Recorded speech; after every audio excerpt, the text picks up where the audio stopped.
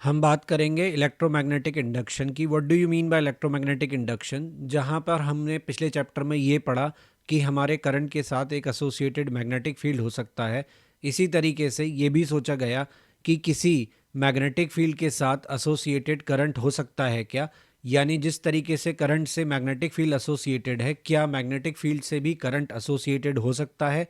और इसी को हम कहते हैं इलेक्ट्रोमैग्नेटिक इंडक्शन, जिसके बारे में हम पढ़ेंगे। तो सबसे पहले मैग्नेटिक फ्लक्स के बारे में पढ़ते हैं। मैग्नेटिक फ्लक्स क्या होता है? तो आपने इलेक्ट्रिक फ्लक्स के बारे में पढ़ा है, लगभग वैसा ही आपका मैग्नेटिक फ्लक्स होता है। The number of lines of flux passing through an area held perpendicular to the field is equal to magnetic flux linked with that plane. क्या ये आपने इलेक्ट्रिक फ्लक्स में नहीं पढ़ा? बिल्कुल ऐसा ही कुछ पढ़ा था कि हमारा एक एरिया है, उससे हमारी लाइंस ऑफ फोर्स पास हो रही हैं, तो वो जो lines of force per unit area है उसी को हम क्या कहते हैं? फ्लक्स कहते हैं। तो ठीक वैसे ही यहाँ भी आपको मैग्नेटिक फ्लक्स की ऐसी ही जानकारी मिलती है। फ्लक्स को हम क्या लिखते हैं? वहाँ जैसे हम लिखते हैं E vector dot D S vector, यहाँ लिखते हैं B vector dot A vector.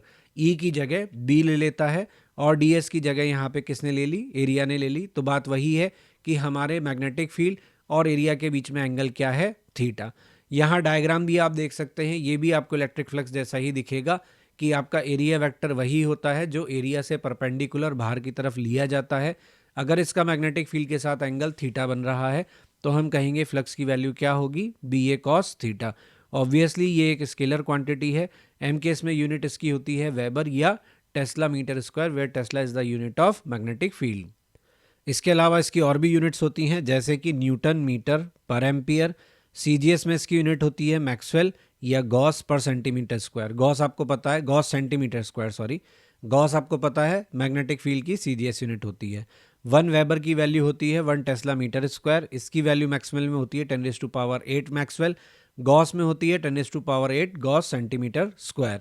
Weber की जो वैल्यू होती है वो उसको हम लिख सकते हैं न्यूटन मीटर पर एम्पियर या जूल पर एम्पियर या volt into coulomb per ampere या volt into ampere into second upon ampere. तो क्या आ गया? Volt second. तो वेबर की दूसरी यूनिट है हमारी वोल्ट सेकेंड। वेबर की एक और यूनिट होती है that is ohm coulomb. Weber को हम ये भी लिख सकते हैं हेनरी एम्पियर। हेनरी क्या है इसके बारे में हम आगे चैप्टर में पढ़ेंगे। फिर लगभग वैसी ही जानकारी है जैसी हमने वहाँ इलेक्ट्रिक फ्लक्स में पढ़ी थी। डायमेंशन होते हैं M L two T minus two A minus one. Net flux को लिखा जाता है integration of B vector dot D S vector का क्लोज इंटीग्रेशन। अगर थीटा इक्वल टू जीरो है, यानी एरिया को हम परपेंडिकुलर हेल्ड करते हैं मैग्नेटिक लाइंस ऑफ फोर्स के, तो इस केस में फ्लक्स क्या होगा? Maximum obviously. और अगर हम ऐसे पकड़ते हैं कि थीटा बराबर 90 है, यानी एरिया को हमने पैरेलल रखा है लाइंस ऑफ फोर्स के, तो फ्लक्स हमारा सरफेस से क्या हो जाएगा? जीरो। आप इसको ऐसे याद रख सकते हो कि बाल्टी से पानी भरना है, बहती हुई नदी है, मान लीजिए बाल्टी से पानी भरना है, तो आप बाल्टी के मुंह को कैसा रखेंगे? नदी के फ्लो के परपेंडिकुलर, तो फ्लक्स मैक्सिमम। और अगर आप उसे नदी के फ्लो के पैरेलल रखेंगे तो फ्लक्स जीरो, कोई पानी अंदर नहीं आएगा। अब किसी भी क्लोज सरफेस के लिए हमारा जो मैग्नेटिक फ्लक्स होता है वो जीरो होता है, क्योंकि हमारी मैग्नेटिक लाइंस ऑफ फोर्स जो होती हैं वो हमेशा क्लोज कर्व होती हैं। हमारे जैसे इलेक्ट्रिक डाइपोल्स होते हैं तो इलेक्ट्रिक मोनोपोल्स एग्जिस्ट कर सकते हैं, मतलब चार्जेस सेपरेटली एग्जिस्ट कर सकते हैं। पॉजिटिव नेगेटिव का हमेशा साथ में एग्जिस्ट करना ज़रूरी नहीं है, लेकिन मैग्नेट के केस में ऐसा नहीं होता है। नॉर्थ पोल साउथ पोल हमेशा साथ में एग्जिस्ट करते हैं, यानी आपकी मैग्नेटिक लाइंस ऑफ फोर्स जो होती हैं वो हमेशा क्लोज कर्व बनती हैं। इसलिए अगर आप कोई भी क्लोज सरफेस लेते हैं तो उस क्लोज सरफेस के लिए जितनी नंबर ऑफ लाइंस एंटर कर रही होंगी उतनी ही नंबर ऑफ लाइंस सरफेस को लीव भी कर रही होंगी, तो नेट फ्लक्स क्या आएगा? जीरो। फ्लक्स लिंक जो सरफेस के साथ होता है वो किन किन चीज़ों पर डिपेंड करता है हमने देखा। Intensity of magnetic field B, area of surface A, orientation of surface relative to magnetic field. अब एक क्वेश्चन देखते हैं। क्वेश्चन में हमें दिया है रेक्टेंगुलर लूप है जिसका एरिया 0.06 मीटर स्क्वायर है। इसको हमने रखा है मैग्नेटिक फील्ड में जिसकी वैल्यू 1.2 टेस्ला है। इनके बीच में एंगल है 30 डिग्री का। हमसे पूछा है flux linked with the plane of loop कितना होगा। तो फ्लक्स का formula B A cos theta हम लगाएंगे ऑब्वियसली, लेकिन ध्यान देने वाली बात यह है कि यहाँ पे थीटा का वैल्यू जो है वो हम 30 नहीं लेंगे, वो हम 60 डिग्री लेंगे। क्यों? ध्यान से पढ़िए इस लाइन को।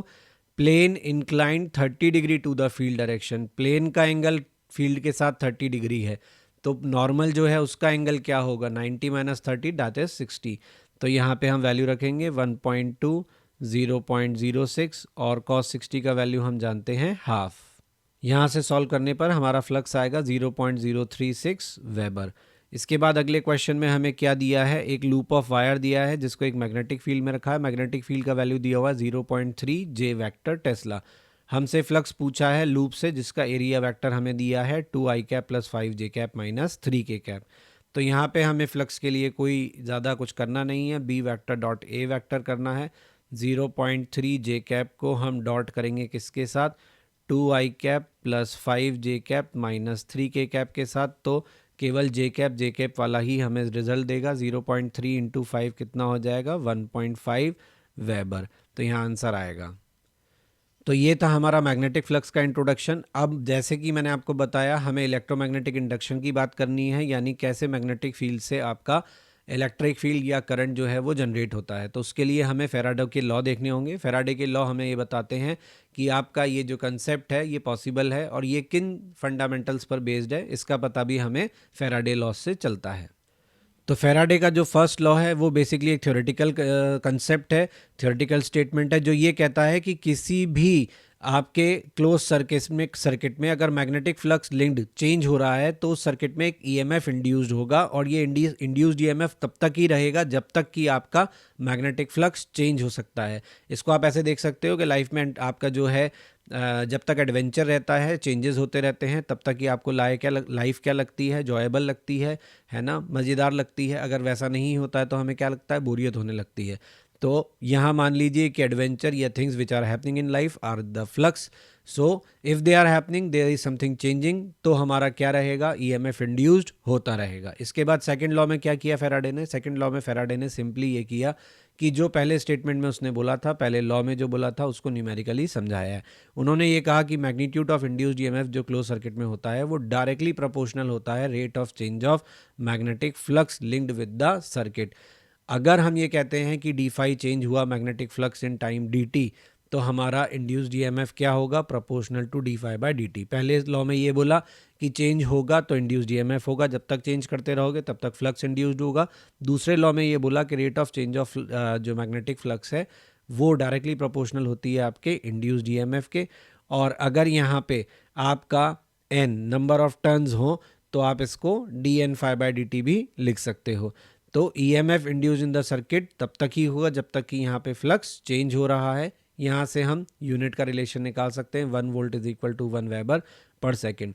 अब हम बात करेंगे लेंज लॉ की। लेंज का लॉ हमें ये समझाता है कि आखिर में अगर ऐसा होता है तो ऐसा क्यों होता है, मतलब आपके फ्लक्स चेंज की वजह से ईएमएफ इंड्यूस्ड क्यों होता है।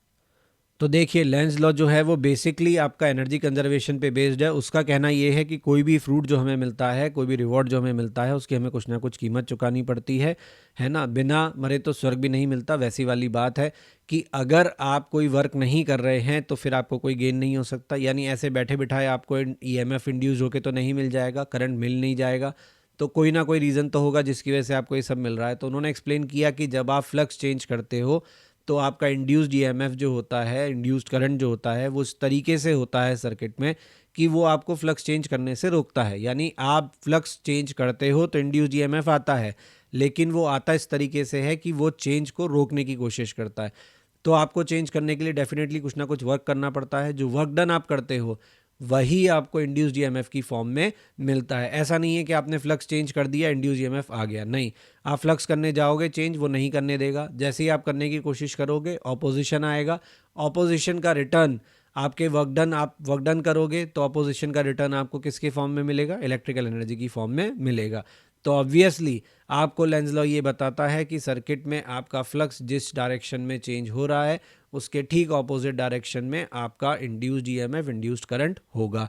यानी इसकी मदद से हम इंड्यूस्ड करंट, इंड्यूस्ड ईएमएफ की डायरेक्शन निकाल सकते हैं। हमें ये देखना होगा कि फ्लक्स में जो चेंज हो रहा है वो किस तरीके का है। अगर फ्लक्स बढ़ रहा है तो इंड्यूस्ड करंट उसे रोकने के लिए उल्टी डायरेक्शन में ऐसे डायरेक्शन में फ्लो करेगा कि आपका जो फ्लक्स है वो बढ़ने से रोका जा सके। और अगर घट रहा है तो घटने भी नहीं देगा, ना बढ़ने देगा ना घटने देगा। तो लेंज लॉ हमें देता है डायरेक्शन ऑफ इंड्यूस्ड ईएमएफ। इस लॉ के हिसाब से डायरेक्शन ऑफ इंड्यूस्ड ईएमएफ या करंट ऐसी होती है कि अपोज करता है किसी भी चेंज को।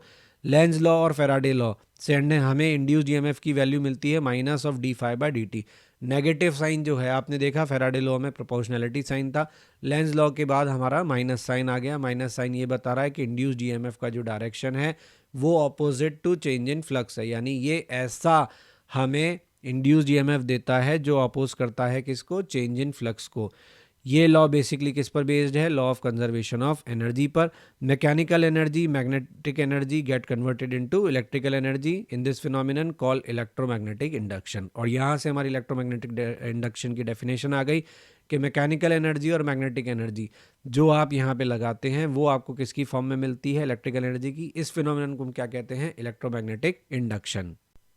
Please like, share and subscribe my channel. Press bell icon for important notifications and update, ताकि टाइमली आपको सभी इंपॉर्टेंट अपलोड्स मिलते रहें।